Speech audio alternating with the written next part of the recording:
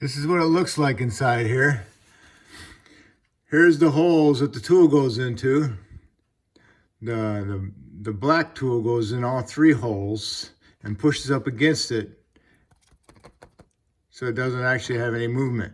That little blue one only goes in two holes and allows that gear to flex inside there. That's the one I used, and it dropped, so I could not get the water pump line back up. All right, because it came in, the chain took the slack out even more. So I had to take off my tensioner for that chain. I took it off. I'm gonna get a new one, put a new one on there, and don't have to worry about any timing on because the timing is on this chain. This is the one that goes from the crank up to the cam gears. So, okay. So I got this one on there. I torqued this to 18 foot-pounds, and then it's ready to go. So this is the one you just pull on it, and it takes the slack out, okay? So that's all set to go. So now all I need to do is put a new gasket on there, a new seal, and bolt everything back up and put that long bolt in there and tighten it up. And torque all my bolts, put my dampener back on. It just pushes on, don't need no puller. And then you can go back, lower the vehicle down, raise it up, and you can put your motor mount bracket back on. So if you had this problem, hopefully this will help you, give you an idea of what's going on. All right. Next you need to do is remove the 10mm nut with this wire harness. Then you need to remove all the 10mm screws around it. Okay. Okay, you got the 5 10mm bolts out, and there's 113 that's kind of like on the top that goes on that cover also. And then you got to go follow the tube all the way over to the other side, and you need to remove this housing. Okay, so first off you need to do is unplug your sensor and remove your sensor, and that's a 19. Okay, once you get that out of the way, then and there's 2 more 10s, one here and one there, and we'll have to look for the other ones. All right, this is the 3 bolts to hold that housing on to the side of the block. These are the 2 on the top, and this one's on the bottom. That long one is directly right below this tube on the other side. Okay? So you take that out, and the whole thing moves back and forth.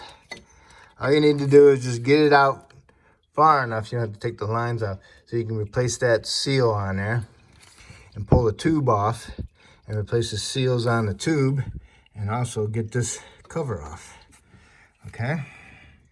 Okay, this thing goes into that, like the thermostat housing would be like, and that goes into that side, and there's a big O-ring on this side too, going into here. All right.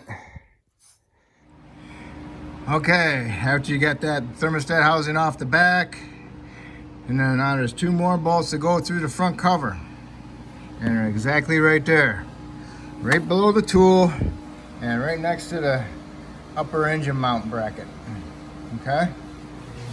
They go into this hole and this hole. Once you got them loose, then it just comes right out. And here it is. And that's the pulley that goes into the sprocket. All right, now make sure you clean up all your gasket surfaces. Replace your O-rings, 2 of them. Clean that up, replace that one, and also don't forget about that one where the hoses go on to clean that one up too. Make sure you replace all those seals. All right, and start your water pump first.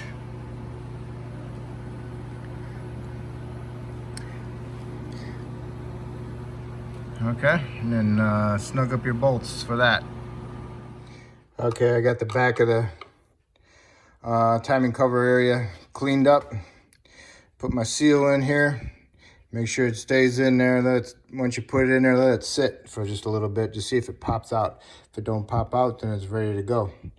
I'll just install a little bead of silicone sealer around it, just for my own personal reasons. Otherwise, you don't need it, but I like it. So that's what I'm gonna do, and then I'm gonna get it in there, and I'm gonna get a couple of my bolts started. And I'm gonna start off with this one facing downward because that's where my original bolt was. So look and see where your bolts are and kind of get it close. You can always turn it where it needs to be on the back side. So inside the hole here. Okay. Stick your finger through there. All right.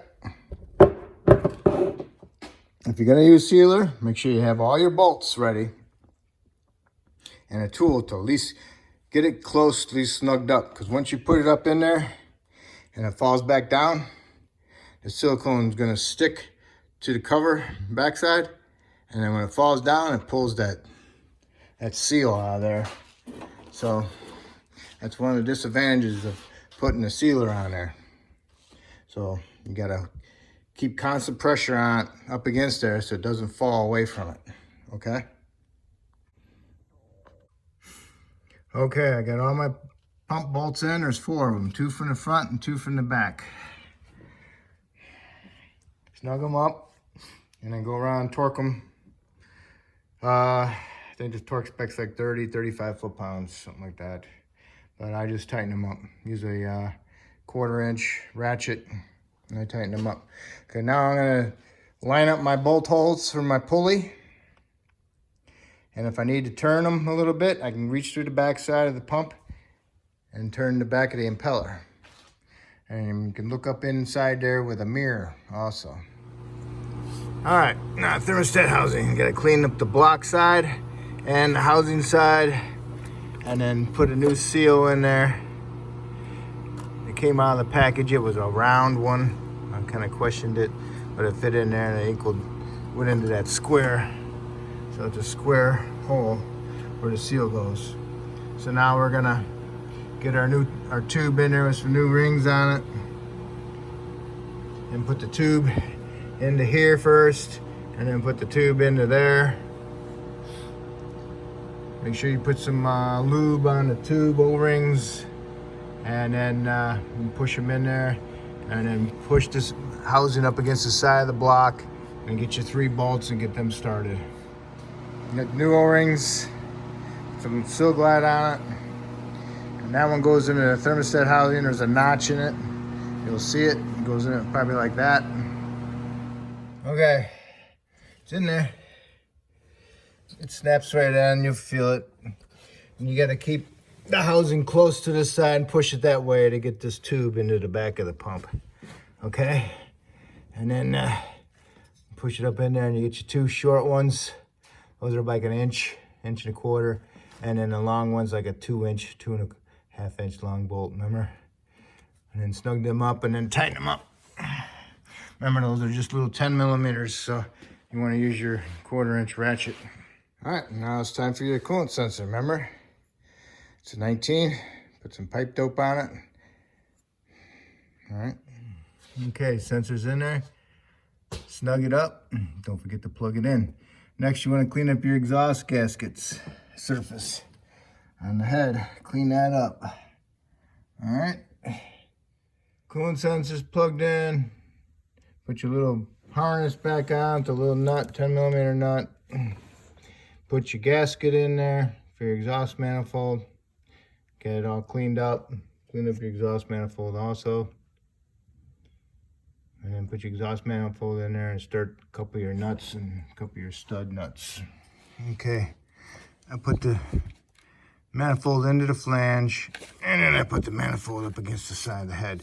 Make sure you match the gasket which way it goes, because it can go on 2 different ways, and just make sure you match it to the manifold.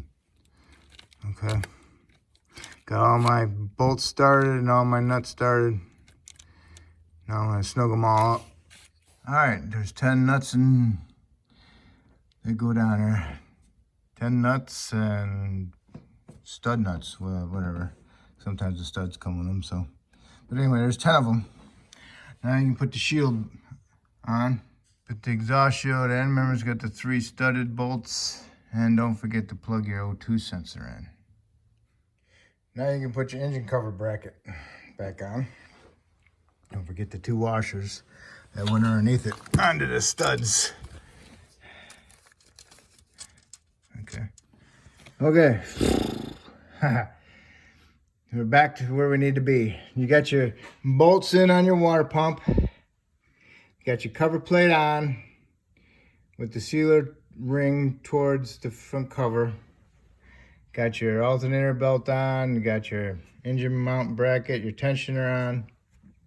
If you took those apart for dumb reasons. But anyway, okay. Now I need to put on my engine mount.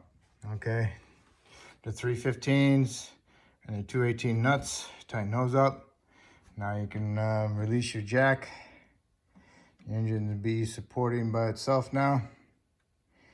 Now you can put on, pretty sure, the air filter housing. Put your air filter in and put your upper air filter box top on. Now it's time for the engine cover and then the upper intake. I guess that would be the air induction tube. Don't forget to plug in the mass airflow sensor. All right, upper air intake tube is on. Tighten your clamp at your throttle body. Tighten your clamp at the mass airflow. Make sure these are pushed in. It's all set. Put your hose on, your clamp on. Now we're gonna raise it up and hook up our exhaust. Okay, hopefully you put some ASCs on your exhaust studs. Put your nuts on and tighten them up. All right. And now I need to lower it down and put some coolant in it and start it. Okay, it's running. No leaks. Man, crazy. Just let it run a little bit longer and shut it off. Air bubbles will get out of the system. Double check for leaks later on. Okay, well, if I helped you do the water pump on this, that's awesome.